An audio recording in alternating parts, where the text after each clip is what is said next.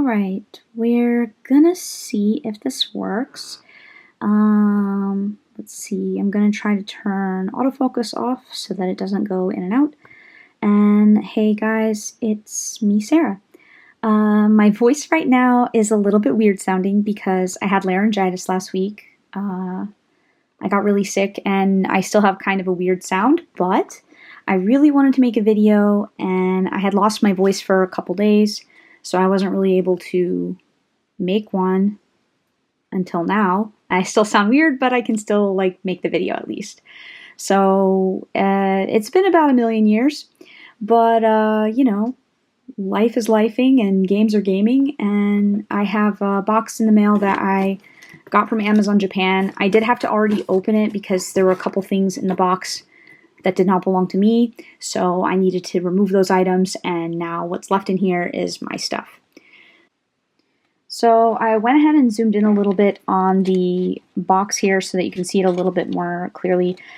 This is a game called Dark Auction that I'm pretty interested in. It doesn't have the best reviews. It's a game that looks pretty interesting about solving puzzles, and a character called Noah encounters a mysterious auction in which you have to bid your memories to solve puzzles.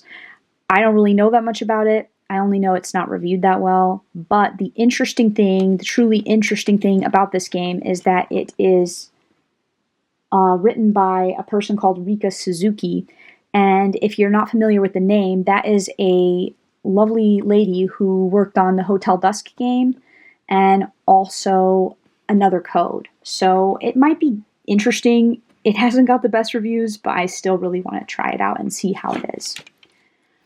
Oh yeah, and also the music for this game is done by a person called Yuko Komiyama, who is the person who has composed and written a lot of the Monster Hunter series music. So I'm not that familiar with Monster Hunter games, but if you like Monster Hunter, you're probably pretty familiar with this person's work, so it should be pretty interesting. The next game that I can show you guys is called Homicipher. I moved the camera up to my desk because the lighting is really difficult and it's my first time making something again, so it's kind of hard to get that right, but I'll fix it later. This game I've really honestly been most excited about because it's a visual novel, and it's a game that is an otome game, which is about romancing men, but as you can see, it looks pretty creepy. It's basically an otome game where there are monsters and creepers, or I guess hunky guys that you meet, if that's your thing.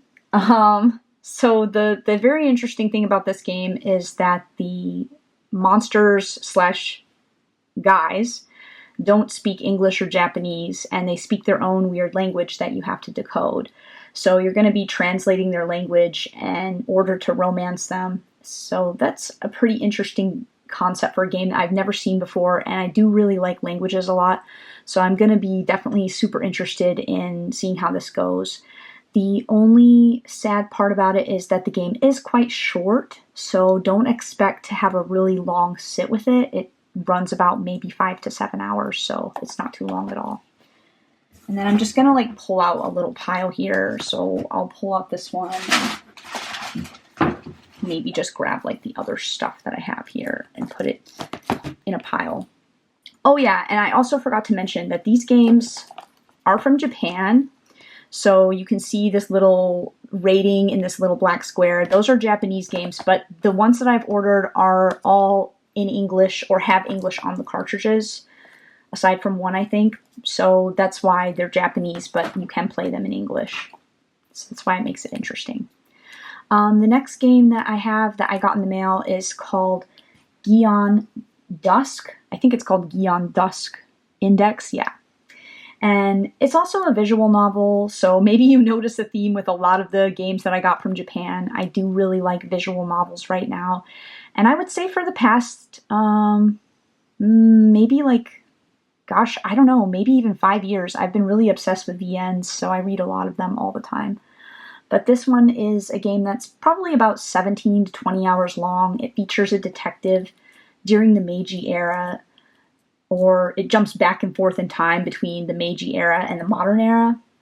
If you don't know a lot about Japan and its historical eras, the Meiji era is a period that took place from 1868 to 1912 in Japan, when Emperor Meiji, surprise, was ruling. This is the time that you usually saw a lot of content about when trains were being built in Japan and the feudal period in Japan was ending.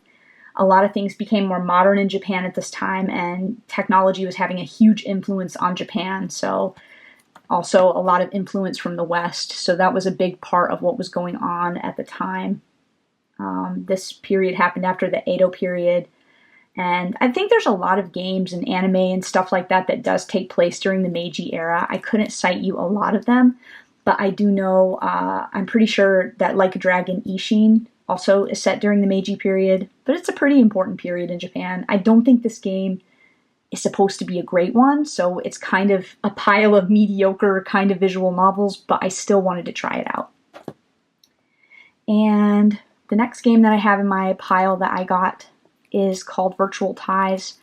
So, this game is really cute looking. It's just a visual novel and also something that has very light sim elements. So it's not really that heavy of a game. It's just a light game about helping your childhood friend become an idol. It looks really cute, so hopefully I'll enjoy that as well. And then here we have Pokopia. Now, Pokopia. If you don't know what this is, you probably do already know what this is, but if you don't, I think you have to have been just about living under a rock or like a pineapple in the sea or something, because everyone knows Pokopia. I'm a little bit hesitant to play this game, but I'm also super excited because everybody has been talking about this game. It's cozy, it's like Pokemon meets Animal Crossing. The only thing about the game that is kind of icky is, if you see right here, this is the Japanese version as well, but also should play in English, but it's right here. This is like Game Kado or whatever, you know? So this is basically what means that this is a game key card. So there's been a lot of controversy about game key cards in the Nintendo community and gaming community, and I don't know how you guys feel about it, but it's a pretty big deal. I have been trying not to support those at all, and I've been very unadaptive to game key cards. But how can I play this game if I don't actually get at least this one? I can't, so I have to give in. But yeah, how do you guys feel about it? Does it matter? The discs nowadays all have to be downloaded on the PS5 or whatever anyways. So, or are we in support of preserving physical media? I don't know. You tell me. Okay, all the games in this pile so far have been games from 2026. This is going to be the exception to that. This is a game called Cyanotopia Daydream. It's from 2022, and it's called Cyanotopia Daydream, The Girl Who Dreamed the World. This game is a extremely well-reviewed visual novel. It's about 30 hours long and is something you can also buy on Steam in English. Now, this game came out a long time ago. It did not have English on the Nintendo Switch cartridge. There was no English on this game at all. So now, recently, they've added a patch to this game which includes the English. So that's why I thought it was a good time to pick this up, because it's supposed to be a really great game. What can I tell you about it? It's about a young man who wakes up without his memories, and he tries to help this white-haired girl called Yonagi manage a dream world. And in the dream world, I think it's like a small collection of short, sad stories. So this game is in the genre of Nakige, which, if you're not familiar with that term, it's basically a type of genre of visual novel in Japan that is supposed to elicit a strong emotional response. Nakige literally translates kind of like to crying game. So if you've played Clannad or something like that, it's sort of these emotional and sort of tear-jerking, pull your heartstrings kind of games. So I'm very interested for sure to actually finally play this one. Volantes, Witch and Ghost. This is another visual novel, so I'm sure that you guys maybe don't know what this is, but if you're in the Otome world, maybe you do. This game is probably very mediocre. I will say that it's short, so I think it's a 15 to 20 hour visual novel in total, which is very short for VNs. This means that this is a more focused experience that you'll get through without too much extra stuff. And I think it's a game that has to do with betrayal and, of course, Ikemen. So that is, that's going on with that. The next game that I have that I got recently is called Cartagra. This game is really interesting because it's a sequel, or more so a prequel really, for a game called Kara no Shoujo, which, if you've been in the VN community for a while, the visual novel community, you probably already know what Kara no Shoujo is.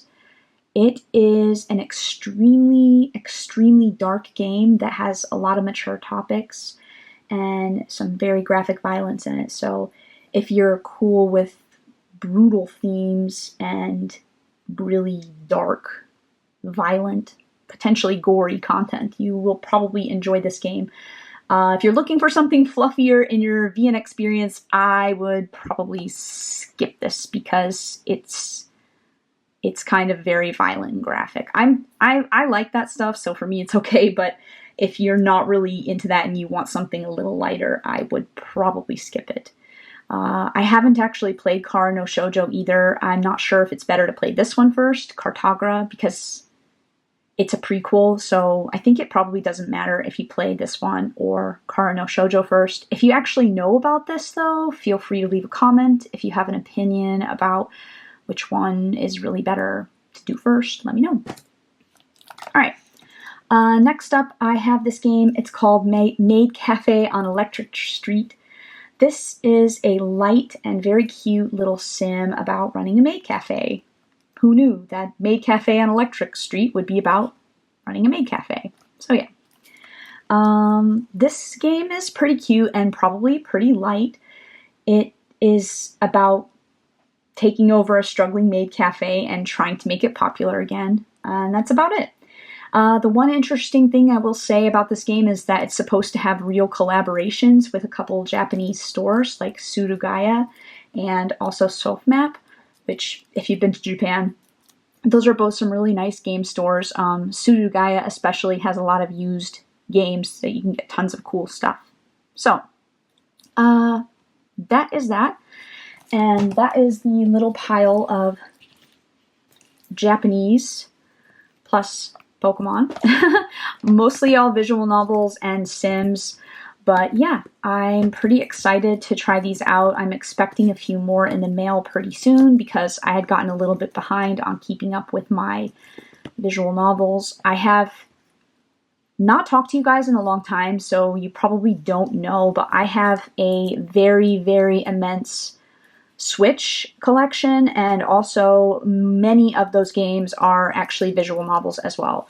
So I'm really into that right now, and if you guys are interested in seeing like some more of the things that I've been collecting or playing recently, you can leave a comment. Things are kind of a mess in my game office here right now, so it's like super duper messy. Like, there's stuff everywhere and it needs to be cleaned up, but you know, maybe when I clean it up a little bit, I can also show you in here a little bit. But yeah, happy to talk to you guys again, and I hope that you guys enjoyed the games that I picked up. They're maybe not everyone's cup of tea because it's not a pile of RPGs or action games, but tell me what you've been playing recently. I also am interested to know, and I still love games, so feel free to share in the comments below. Thanks, and I'll talk to you guys later. Bye!